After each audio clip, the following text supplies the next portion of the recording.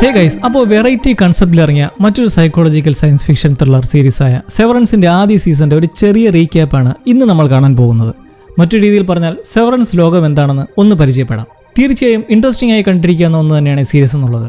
അപ്പോൾ എന്താണ് സെവറൻസിന്റെ ലോകം? രാവിലെ എണീക്കുന്നു, കുളിച്ച് റെഡിയായി ജോലിക്ക് പോകുന്നു, വൈകിട്ട് ജോലി കഴിഞ്ഞിറങ്ങി വീട്ടിലേക്ക്. ഒരു ശരാശരി മനുഷ്യന്റെ ജീവിതക്രമമാണിതല്ലേ.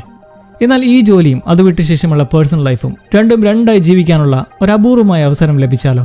അതായത് ഒരു ജീവിതം രണ്ടായി ജീവിക്കുക, ലിറ്ററലി രണ്ടും തമ്മിലൊരു ബന്ധവുമില്ലാതെ. ജോലി ചെയ്യുന്ന ഓഫീസിലെ ഓർമ്മകളെയും സാധാരണ ജീവിതത്തിൽ നടക്കുന്ന കാര്യങ്ങളെക്കുറിച്ചുള്ള ഓർമ്മകളെയും രണ്ടായി തിരിച്ചുള്ള ജീവിതം. ക്ലിയർ ആക്കാം. നമ്മുടെ കഥാനായകനായ മാർക്ക് സ്കോട്ട്, ക്രാമ്പസിലൂടെ പരിചിതമായ മുഖം. അയാൾ ജോലി ചെയ്യുന്നത് ഒരു വലിയ കോർപ്പറേറ്റ് കമ്പനിയായ ലൂമൻ ഇൻഡസ്ട്രീസിൽ. ജോലി ചെയ്യാനുള്ള താല്പര്യവുമായി വരുന്ന ആൾക്കാരുടെ തലച്ചോറിൽ കമ്പനി ഒരു ചിപ്പ് ഘടിപ്പിക്കും, അവരുടെ അറിവോടെ തന്നെ. അതുവെച്ചാണ് രണ്ട് ഓർമ്മകളെയും തമ്മിൽ സ്പ്ലിറ്റ് ആക്കുന്നത്. ഇതിന്റെ ഉദ്ദേശം മറ്റൊന്നുമല്ല, ലൂമൻ ഇൻഡസ്ട്രീസിൽ നടക്കുന്ന എന്താണെന്ന് പുറം ലോകം അറിയാൻ പാടില്ല. മാർക്ക് രാവിലെ കമ്പനിയിലെത്തി ലിഫ്റ്റിൽ കയറി കഴിഞ്ഞാൽ പിന്നെ പുതിയൊരു മനുഷ്യനായി. കമ്പനിയും ജോലിയും കുറിച്ച് മാത്രം മനസ്സിൽ. വൈകിട്ട് 5 മണിക്ക് ശേഷം ജോലി കഴിഞ്ഞ് തിരികെ ലിഫ്റ്റിൽ നിന്ന് ഇറങ്ങുമ്പോൾ ജോലിയുടെ ഓർമ്മകൾ അവിടെ നിന്നിരിക്കുന്നു. പിന്നെ നാട്ടിലെയും വീട്ടിലെയും ജീവിതവും ഓർമ്മകളും. ചുരുക്കം പറഞ്ഞാൽ ജോലി സ്ഥലത്ത് നിന്ന് പുറത്തു പോകാൻ കഴിയാത്ത ഒരു ജോലിക്കാരൻ വെർഷനും ജോലി ചെയ്യാതെ ജീവിച്ചുകൊണ്ടിരിക്കുന്ന ഒരു വീട്ടുകാരൻ വെർഷനും. കൂടെ ജോലി ചെയ്യുന്നവരെ പുറത്തു വെച്ച് കണ്ടാൽ പരിചയവുമില്ല, പുറത്തുള്ള ആൾക്കാരെ അകത്ത് വെച്ച് കണ്ടാലും അതേപോലെ തന്നെ. നമ്മളുടെ കണ്ണിൽ നല്ലൊരു അടിപൊളി ജീവിതമാണേലും ഇപ്പോൾ മാർക്കിനൊരു പ്രശ്നം വന്നിരിക്കുകയാണ്. അയാളുടെ ബെസ്റ്റ് ഫ്രണ്ട് PT ഒരു മുന്നറിയിപ്പും കൂടാതെ ജോലി രാജിവെച്ച് പോയിരിക്കുന്നു. അതുകൊണ്ട് ഇനി മാർക്കിനെ അയാളെ ജീവിതത്തിൽ കാണാൻ പറ്റില്ല, അഥവാ പുറത്തു വെച്ചങ്ങനെ കണ്ടാൽ പരിചയവും കാണില്ല. കമ്പനിയിൽ പെട്ടെന്ന് ഇങ്ങനൊരു സംഭവം നടന്നതുകൊണ്ട് മാർക്ക് ഒരു പുതിയ ഡിപ്പാർട്ട്മെന്റ് ഹെഡായിരിക്കുന്നു. PT സ്ഥാനത്തേക്ക് പുതുതായി എത്തുന്ന ആളെ ട്രെയിൻ ചെയ്യിക്കുക. ഹെല്ലിയാർ, അതാണ് PT റീപ്ലേസ്മെന്റ്. ജോലിക്ക് മുന്നോടിയുള്ള തലച്ചോറിലെ ചിപ്പ് ഇംപ്ലാന്റ് സർജറി കഴിഞ്ഞ് ഒരു കോൺഫറൻസ് റൂമിൽ കിടപ്പുള്ള ഹെല്ലി ബോധം വീണ് എഴുന്നേൽക്കുന്നതും ആകെ വെപ്രാളത്തിലും പേടിയിലും. എന്താ സംഭവിക്കുന്നതെന്ന് അറിയാത്തത് പോയിട്ട് സ്വന്തം പേര് പോലും അവർക്ക് അറിയാൻ മേല. മാർക്ക് അവർക്ക് ചെറിയൊരു ഇൻട്രൊഡക്ഷൻ ഒക്കെ നൽകുന്നെങ്കിലും ജോലി വേണ്ട, തിരിച്ചു പോകണമെന്നും പറഞ്ഞ് ഒറ്റക്കാലിൽ നിൽക്കുന്ന ഹെല്ലിയെ സമാധാനിപ്പിച്ച് ഇതൊരു ജയിലൊന്നുമല്ല, നിർത്തി പോകണമെങ്കിൽ എപ്പോൾ വേണേലും പോകാമെന്ന് പറയുന്നെങ്കിലും ഹെല്ലി പുറത്തേക്ക് പോകാൻ നോക്കുമ്പോഴെല്ലാം അവൾ എത്തുന്നത് തിരികെ നിന്നിടത്ത്. അങ്ങനെ ജോലിക്കാരെല്ലാം നിയന്ത്രിക്കുന്ന ഒരുവൻ മിസ്റ്റർ മിൽച്ചിക് ഹെല്ലിക്കൊരു വീഡിയോ ക്ലിപ്പിട്ട് കാണിക്കുന്നു. ജസ്റ്റ് 2 മണിക്കൂർ മുമ്പ്, അതായത് ആ സർജറിക്ക് മുൻപ് റെക്കോർഡ് ചെയ്ത ഹെല്ലിയുടെ തന്നെ ഒരു ക്ലിപ്പ്. അതിൽ പറയുന്നത് അവൾ സ്വമേധയാ ജോലിക്ക് എത്തിയതാണെന്നും ജോലി സ്ഥലവും പുറത്തെ ലോകവും തമ്മിലുള്ള മെമ്മറീസിനെ സ്പ്ലിറ്റ് ചെയ്യുന്നതിനാവശ്യമായ പ്രോസസ്സിന് സമ്മതം അറിയിക്കുന്നുവെന്നല്ല. തുടക്ക ദിവസം അങ്ങനെ കഴിഞ്ഞു പോകുന്നെങ്കിലും ഹെല്ലിക്ക് യോജിച്ച് പോകാനേ പറ്റുന്നില്ല. അവൾ ജോലി രാജിവെക്കണമെന്ന് ഒരു തുണ്ടുപേപ്പറിൽ എഴുതിയും മറ്റുമൊക്കെ പല വഴികളും നോക്കുന്നുണ്ട്. എന്നിരുന്നാൽ പുറത്തിറങ്ങുമ്പോൾ അവളുടെ ഔട്ടിയെ അറിയിക്കാനായി. ഇന്നി ആൻഡ് ഔട്ടി. ജോലി സ്ഥലത്ത് ഇന്നിയും പുറത്തിറങ്ങിയാൽ ഔട്ടിയും. എന്നാൽ ഹെല്ലിയുടെ ഇന്നി ജോലിക്ക് താല്പര്യമില്ലെന്ന് ഔട്ടിയെ അറിയിക്കാൻ ഇങ്ങനെയൊക്കെ ശ്രമിക്കുന്നെങ്കിലും നടക്കുന്നില്ല. കാരണം എലവേറ്റർ സെൻസറൊക്കെ അത് ഡിറ്റക്ട് ചെയ്യും. കുറിപ്പുകൾ പാടില്ലെന്ന പോളിസിയുമുണ്ട്. റിസൈൻ ചെയ്യാൻ പ്രോപ്പറായ വഴികളിലൂടെ അപേക്ഷിക്കാം, എന്നാൽ അവരെപ്പോഴും അത് നിഷേധിച്ചുകൊണ്ടേയിരിക്കുമെന്നും നമ്മുടെ ബെസ്റ്റ് വേർഷൻ ഇവിടെ എടുക്കാൻ ശ്രമിക്കുക എന്നും മാർക്ക് ഹെല്ലിയെ പറഞ്ഞ് മനസ്സിലാക്കുന്നു. മാക്രോ റിഫൈൻമെന്റ്, അതാണ് ഇവർ ജോലി ചെയ്യുന്ന ഡിപ്പാർട്ട്മെന്റ്.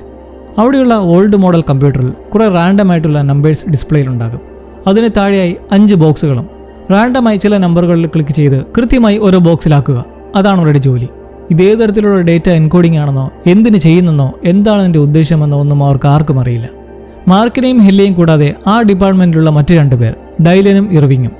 ഡൈലൻ കമ്പ്യൂട്ടറിലെ ഈ നമ്പർ സോർട്ടിങ്ങിലൂടെ കിട്ടുന്ന കൊച്ചു റിവാർഡുകൾക്ക് വേണ്ടി പണിയെടുക്കുമ്പോൾ ഇർവിങ് ലൂമൻ കമ്പനിയും അതിന്റെ ഫൗണ്ടർ കയറിനെയും എല്ലാം ഭയഭക്തി ബഹുമാനത്തോടെ കാണുന്ന ഒരാൾ.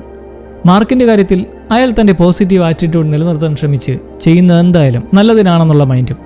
ഒരു കോളേജ് പ്രൊഫസറായിരുന്ന മാർക്ക് ലൂമനിൽ എത്തിപ്പെട്ടതിന് കാരണം അയാളുടെ ഭാര്യ വർഷങ്ങൾക്ക് മുൻപ് ഒരു കാർ അപകടത്തിൽ മരണപ്പെട്ടതിന്റെ ആടിമേറിയ ഡിപ്രഷനെ മറികടക്കാനായി. ഹെല്ലി തന്റെ അച്ഛനും ലൂമന്റെ CEOയുമായ ജെയ്മി ഈഗന് വേണ്ടിയാണ് ഇവിടെ എത്തിയതെന്ന് സീസണിന്റെ അവസാനത്തോടെ നമുക്ക് മനസ്സിലാവുന്നുണ്ട്.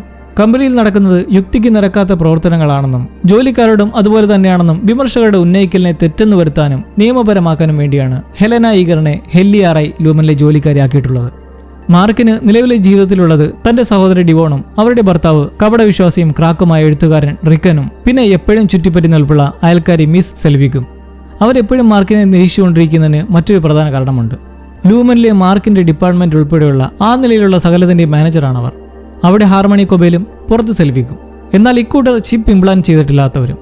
ഹെല്ലി ഒട്ടും താല്പര്യമില്ലാതെ ഒടുവിൽ സ്വന്തം വിരലുകൾ മുറിക്കുമെന്ന് ഭീഷണിപ്പെടുത്തി ജോലി ചെയ്യാൻ താല്പര്യമില്ലെന്ന വീഡിയോ റെക്കോർഡ് ചെയ്ത് CD-യിലാക്കി തന്റെ ഔട്ടി വെർഷനെ ധരിപ്പിക്കാൻ പുറത്തേക്ക് കൊണ്ടുപോകുന്നെങ്കിലും ഔട്ടി ആകട്ടെ എല്ലാം സ്വന്തം ചോയ്സ് ആണെന്നും തന്റെ നിയന്ത്രണത്തിലാണെന്നുമുള്ള മറ്റൊരു വീഡിയോ റെക്കോർഡ് ചെയ്ത് CD-യിലാക്കി തിരികെ ലൂമനിലെത്തുന്ന ഇന്നിയെ അറിയിക്കുന്നു. ചുരുക്കം പറഞ്ഞാൽ ഒരു മനുഷ്യന്റെ 2 മൈൻഡുകൾ തമ്മിലുള്ള പ്രശ്നം. ഇതിനിടയ്ക്ക് ഫെയിൽഡായി ഒരു ആത്മഹത്യാ ശ്രമവും. അങ്ങനെ ഇരിക്കെ കഥ മാറുന്നത് മാർക്ക് തന്റെ ജോലി സ്ഥലത്തെ ഉറ്റ സുഹൃത്തായിരുന്ന പീറ്റിയെ പുറത്തു വെച്ച് കണ്ടുമുട്ടുന്ന വഴിയാണ്. പീറ്റി ആകട്ടെ ഒരിക്കലും നടക്കില്ലെന്ന് കരുതിയിരുന്ന റീഇൻറ്റഗ്രേഷൻ പ്രക്രിയ, അതായത് സ്പ്ലിറ്റായ 2 മെമ്മറീസിനെ ഒന്നിപ്പിക്കൽ, അത് നടത്തിയെന്നും തന്റെ ഓർമ്മ വെച്ച് ലൂമനിൽ നടക്കുന്നത് കൊടിയ അപകടകരമായ കാര്യങ്ങളാണെന്ന് മാർക്കിനെ മനസ്സിലാക്കിപ്പിക്കാൻ ശ്രമിക്കുന്നു. പരിചയമില്ലാത്ത ഔട്ടി മാർക്ക് എന്നാൽ ആദ്യം ഇയാളെ തള്ളിക്കളയുന്നെങ്കിലും പതിയെ അയാളുടെ പെരുമാറ്റത്തിൽ കംഫർട്ട് തോന്നി തന്റെ ബേസ്മെന്റിൽ മാർക്ക് അലഞ്ഞു തിരിയുന്ന അയാളെ കൊണ്ട് താമസിപ്പിക്കുന്നു. പീറ്റി അവിടെ ഇരുന്ന് മാർക്കും താനുമൊക്കെ സേവനം അനുഷ്ഠിച്ച് ലൂമനിലെ ആ ഫ്ലോറിന്റെ ചുറ്റിപ്പണിഞ്ഞ് കിടപ്പുള്ള മാപ്പ് വരച്ചുകൊണ്ടിരിക്കുമ്പോൾ ശ്രദ്ധയിൽപ്പെടുന്ന മറ്റൊരു കാര്യം, മാർക്ക് ജോലിക്ക് പോയി കഴിഞ്ഞാൽ പലപ്പോഴും കൊബേൽ അയാളുടെ വീട്ടിൽ കയറിയും ചുറ്റുപാടുമൊക്കെ പരിശോധിക്കാറുണ്ട്. ഇതെല്ലാം എന്തിനെന്ന് വ്യക്തമല്ല. മാർക്കിന് വേണ്ടി അയാളുടെ അളിയൻ അവിടെ കൊണ്ടുവച്ചിട്ടുള്ള ബുക്ക് അവരെടുത്തുകൊണ്ട് പോകുമ്പോൾ അതിലുള്ളത് കുറേ മോട്ടിവേഷൻസ് ആണ് മൈൻഡിനെ കുറിച്ചുള്ളത്. ഇന്നേരം ഇവരുടെ മുന്നിൽ പെടാതിരിക്കാൻ പീറ്റി അവിടെ വിടുന്നു. റീഇൻറ്റഗ്രേഷന്റെ പാർശ്വഫലമായി ചില ഇമോഷണൽ കൺട്രോളിംഗ് പ്രശ്നവും മൂക്കിൽ നിന്നും ചോര വരുന്ന പ്രശ്നങ്ങളൊക്കെ അയാൾക്കുണ്ട്. ഒടുവിൽ ആ രാത്രി അയാൾ ഈ സൈഡ് എഫക്ട്സ് മൂലം മരണപ്പെടുന്നു. മാർക്ക് പിന്നീട് അയാളുടെ ഫോൺ ബേസ്മെന്റിൽ കണ്ടെത്തി മറ്റൊരിക്കൽ അതുവഴി ലൂമനിലെ ഒരു എക്സർജനുമായി കാണാനിടവരുന്നു. അവരാണ് നടക്കില്ലെന്ന് ലൂമനിലെ ഉന്നതർ പറഞ്ഞ റീഇൻറ്റഗ്രേഷൻ പീറ്റിയിൽ നടത്തിയത്. ഇരുവരും സംസാരിച്ചുകൊണ്ടിരിക്കുമ്പോൾ അവിടെ നിന്ന് ലൂമൻ സെക്യൂരിറ്റിയെ സർജൻ ആക്രമിച്ച് വകവരുത്തിയ ശേഷം അയാളുടെ ആക്സസ് കാർഡ് എടുത്ത് മാർക്കിന് നൽകിയിട്ട് അടുത്ത ദിവസം പോക്കറ്റിലിട്ട് ലൂമനിലേക്ക് പോകാനും ഇത് വെച്ച് എന്ത് ചെയ്യണമെന്ന് നിന്റെ ഇന്നീ വെർഷൻ അറിയാമെന്ന് അവർ പറയുന്നു. ലൂമനിൽ നിരവധി നിഗൂഢതകൾ ഒളിഞ്ഞിരിപ്പുണ്ട്. അതിലൊന്ന് നമ്മൾ കാണുന്നത് ഹെല്ലി ജോലി വേണ്ടെന്ന് നിരോധിക്കുന്ന ആദ്യ സമയങ്ങളിലാണ്. മാക്രോ ഡിപ്പാർട്ട്മെന്റിലെ എല്ലാവരെയും കൺട്രോളറായ മിൽച്ചിക് കൊണ്ടുവന്ന് കാണിക്കുന്ന പെർപെറ്റ്യൂറ്റി വിങ്, ലൂമന്റെ ഫൗണ്ടർ കിയർ ഈഗന്റെയും അയാൾക്ക് ശേഷം എത്തിയ പല പാരമ്പര്യ സിയോസിന്റെയും സ്മരണകളും കിയറിന്റെ വീടിന്റെ റീക്രിയേഷൻ വരെ അവിടെയുണ്ട്. ഈ വീട്ടിൽ ചെലവഴിക്കാൻ ഡൈലന് പിന്നീട് ജോലിയിൽ ടാർഗറ്റ് അച്ചീവ് ചെയ്തതിന് സമ്മാനമായി അവസരം ലഭിക്കുന്നുണ്ട്. മറ്റൊരു നിഗൂഢത അവിടെയുള്ള വേറെ ചില ഡിപ്പാർട്ട്മെന്റുകളാണ്. ഒപ്റ്റിക്സ് ആൻഡ് ഡിസൈൻ എന്ന ഡിപ്പാർട്ട്മെന്റ് ഉണ്ട്. ഫ്ലോറിന്റെ കലാശൈലിക്ക് ഉത്തരവാദിത്വം അവർക്കാണ്. ബർട്ട് എന്നൊരാളാണ് ആ വകുപ്പിന്റെ ചുമതലയിലുള്ളത്. ബർട്ടും ഇർവിങ്ങും പതിയെ അവരുടെ കഴിവുകളിൽ ആകർഷ്ടരായി ഒരു സ്നേഹബന്ധത്തിൽ ഇരുവരും കൂടുതലെടുക്കുന്നു. അതുവഴി ഇവർ വെളിപ്പെടുത്തുന്ന ഒന്നാണ് മുൻപ് മാക്രോ ഡിപ്പാർട്ട്മെന്റും ഒപ്റ്റിക്സ് ഡിസൈൻ ഡിപ്പാർട്ട്മെന്റും തമ്മിൽ ഏറ്റുമുട്ടിയതിന്റെ കഥകൾ. കെയ്സി എന്നൊരു മിസ്റ്ററി ക്യാരക്ടർ ലൂമനിലുണ്ട്. അവർ അവിടെയുള്ള ഇന്നീസിന്റെ കൗൺസിലറായി സേവനം അനുഷ്ഠിക്കുന്നു. ഹെല്ലിയെ പുതിയ ജോലിയുമായി ഒത്തുപോകാനും ലൂമനിൽ യഥാർത്ഥത്തിൽ നടക്കുന്നത് എന്താണെന്ന് കണ്ടുപിടിക്കാൻ ശ്രമിക്കുന്ന മാർക്കിനെയും ഇവർ സഹായിക്കുന്ന സിറ്റുവേഷൻ ഉണ്ടാവുന്നുണ്ട്.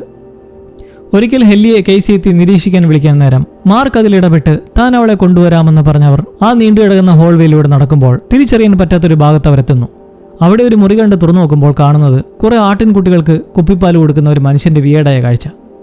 ഡിപ്പാർട്ട്മെന്റിലുള്ളവരൊക്കെ ഒന്നിക്കുന്നത് പീറ്റി ഗ്രൂപ്പ് ഫോട്ടോയ്ക്ക് പിന്നിൽ വരച്ചിട്ടുള്ള ലൂമന്റെ മാപ്പ് കാണുന്ന വഴിയാണ്. മാർക്ക് ഇത് കണ്ടെത്തുന്നതിന് പിറകെ മുൻപ് കൊബേൽ എടുത്തു മാറ്റിവെച്ച ബുക്ക് കാണുന്നു. ഏത്? ഔട്ടി മാർക്കിന് വേണ്ടി അളിയൻ വെച്ചിട്ട് പോയ ബുക്ക്. കൊബേൽ ഈ ബുക്ക് എടുത്ത് ഇതും കൂടെ കൂട്ടി 5ാമത്തെ ബുക്ക് എന്ന് പറഞ്ഞ് മിൽച്ചിക്കിന് കൊണ്ടുപോയി കൊടുത്തിരുന്നു. അങ്ങനെ ബുക്കിൽ മാർക്കിന് വേണ്ടി എന്നുള്ള എഴുത്ത് കാണുന്നതോടെ ഇത് പീറ്റിയുടെ എന്തെങ്കിലും ക്ലൂ ആയിരിക്കാമെന്ന് കരുതി അവർ ആർട്ട് ഡിപ്പാർട്ട്മെന്റുമായി ചേർന്ന് ലൂമന്റെ മേലധികാരികളെക്കുറിച്ചുള്ള സംശയത്തിൽ പ്രവർത്തിക്കാൻ ഒരുങ്ങുന്നെങ്കിലും കൊബേലും മിൽച്ചിക്കും അതിനൊരു തടയിടുന്നു. ശിക്ഷയായി മാക്രോ ഡിപ്പാർട്ട്മെന്റിലുള്ളവർക്ക് പുറത്തേക്ക് ചുറ്റാനുള്ള അനുമതിയും വിലക്കി ആർട്ട് ഡിപ്പാർട്ട്മെന്റിലെ ബർട്ടിനെ റിട്ടയർ ചെയ്യാനും നിർബന്ധിക്കുന്നു.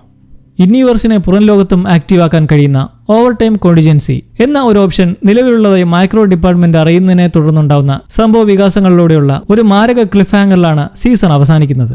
ഡൈലൻ ആർട്ട് ഡിപ്പാർട്ട്മെന്റിൽ നിന്നൊരു ഗ്രാഫിക് കാർഡ് മോഷ്ടിക്കുന്നത് ക്യാമറയിൽ കണ്ടതേ തുടർന്ന് അതെവിടെയാണെന്ന് അത്യാവശ്യമായി അറിയാൻ മിൽച്ചിക് രാത്രി ഡൈലന്റെ വീട്ടിലെത്തി അയാളുടെ ജോലിക്കാരൻ വെർഷനായി ഇന്നി ആക്റ്റീവ് ആക്കുന്നത് വഴി തനിക്കൊരു മകനുള്ളതായും ഡൈലൻ മനസ്സിലാക്കുന്നു. പിറ്റേന്ന് വാഷ്റൂമിൽ നിന്ന് ഈ കാർഡ് എടുത്ത് ബട്ടിന് നൽകുന്ന മിൽച്ചിക്കിനോട് ഡൈലൻ സംഭവം തിരക്കുമ്പോൾ ഇനി പുറം ലോകത്ത് ഉണർത്താനുള്ള ഒരു എമർജൻസി ഓപ്ഷൻ ഉള്ളതെ പറ്റി അറിയുന്നതിനെ തുടർന്ന് ഇത് തന്റെ കൊളീഗ്സിനോടും പങ്കുവച്ചിട്ട് അവർ ഒരു പദ്ധതി ഇടുന്നു.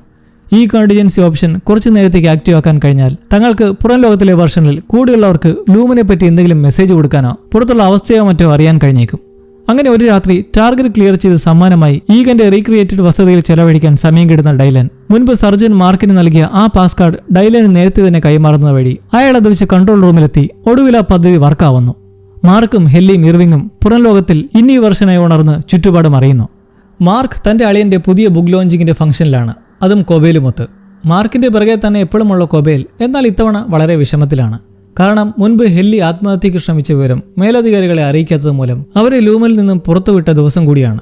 മാർക്കിന്റെ പെരുമാറ്റം കണ്ട് പെട്ടെന്ന് തന്നെ അത് ഇന്നീ വെർഷനാണെന്ന് മനസ്സിലാക്കി കൊബേൽ മിൽച്ചിക്കിനെ വിളിച്ച് ഇതേക്കുറിച്ച് വാൺ ചെയ്ത് പെട്ടെന്ന് പോയി മാനേജ്മെന്റ് റൂം ചെക്ക് ചെയ്യാൻ പറയുന്നു, ജോലി തിരിച്ചു കിട്ടാനുള്ള ഒരു വകയുമായി. ഇർവിങ് ഉണരുമ്പോൾ കാണുന്നത് തന്റെ വീട്ടിലുള്ള കെട്ടിടത്തിന്റെയും ഇടനാഴിയുടെയും ഒരേപോലുള്ള നിരവധി പെയിന്റിങ്ങുകൾ. ജോലിയിലിരിക്കുമ്പോൾ അയാൾക്ക് വന്ന ചില ഹാലുസിനേഷൻസ് ഈ പെയിന്റിൻ്റെതാണെന്ന് മനസ്സിലാക്കുന്നു. മുറിയിൽ പെട്ടി പരിശോധിക്കുന്ന വഴി ഇർവിങ് നേവിയിലായിരുന്നുവെന്നും അയാളുടെ ഔട്ടി ലൂമിനെക്കുറിച്ചും അതിലെ തൊഴിലാളികളെക്കുറിച്ചും റിസർച്ച് ചെയ്തു വരികയാണെന്നും അറിയുന്നു. ഒരു പ്രത്യേക അടുപ്പത്തിലായ ബട്ടിന്റെ അഡ്രസ് കണ്ട് അങ്ങോട്ടേക്ക് വെച്ച് പിടിക്കുമ്പോൾ ഹെല്ലി ഉണരുന്നത് തൻ്റെ വലിയ ഫ്രെയിമിലുള്ള ഫോട്ടോ ഡിസ്പ്ലേ ചെയ്തിരിക്കുന്ന ഒരു ആഘോഷവേളയിലാണ്. അവിടെ വെച്ചാണ് ഹെല്ലി ലൂമൻ CEO ജെയ്മി ഈഗന്റെ മകളാണെന്നും ലൂമൻ ക്രിയേറ്റേഴ്സിന്റെ ഒരു മെമ്പറാണെന്നും അറിയുന്നത്. ലൂമനെ ലോകവ്യാപകമായി ഉപയോഗപ്പെടുത്താൻ കമ്പനി മോശമായിട്ടുള്ള ഒന്നല്ല എന്ന് തെളിയിക്കാൻ വേണ്ടി തന്റെ ഔട്ടി ഈ സെവറൻസ് ജോലിയിലേക്ക് കടന്നതാണെന്നും നിലവിൽ നിൽക്കുന്നത് ലോകത്തോട് ലൂമനിൽ ജോലി ചെയ്ത അനുഭവത്തെക്കുറിച്ച് പങ്കുവയ്ക്കാനുള്ള ഒരു ഫംഗ്ഷനിലാണെന്നും അവൾ മനസ്സിലാക്കുന്നു. മിൽച്ചിക്ക് ഓടിയെത്തി ഡൈലനെ തടുക്കാൻ കൺട്രോൾ റൂം തുറക്കാൻ തത്രപ്പെടുമ്പോൾ ഇർവിംഗ് ബട്ടിന്റെ വീടിന് മുമ്പിലെത്തുമ്പോൾ കാണുന്നത് മറ്റൊരു പങ്കാളിക്കൊപ്പം കഴിയുന്ന ബട്ടിനെ. ഇക്കൂട്ടരിലെല്ലാം സ്വവർഗത്തിന്റെ പരിപാടിയാണ്. ഇർവിംഗ് ഇത് കണ്ട് വികാരാധീനായി നേരെ ചെന്ന് കഥകിൽ ആഞ്ഞുമുട്ടി വിളിക്കുമ്പോൾ വേദിയിലേക്ക് കടക്കാനൊരുങ്ങുന്ന ഹെല്ലിക്കടുത്തേക്ക് കൊബേലോടിയെത്തി അവളും ഇന്നി വെർഷനാണെന്ന് മനസ്സിലാക്കി അബദ്ധമൊന്നും കാണിക്കരുതെന്ന് താക്കീത് നൽകുകയാണ്. ഹെല്ലി ലൂമിനെ തകർക്കാൻ പോവുകയാണെന്ന് പറഞ്ഞ് സ്റ്റേജിൽ കയറി അതിനുള്ളിലെ ജോലിയെപ്പറ്റിയും കൈപ്പേറിയ അനുഭവങ്ങളെക്കുറിച്ചും പറഞ്ഞു തുടങ്ങുമ്പോൾ ബുക്ക് ലോഞ്ച് പാർട്ടിയിൽ മാർക്ക് ഡിവോണിൽ നിന്നും ഔട്ടി ജീവിതത്തെക്കുറിച്ച് അറിഞ്ഞതിന്റെ പിന്നാലെ ഞെട്ടിക്കുന്ന ഒരു കാര്യം കൂടി അറിയുന്നു.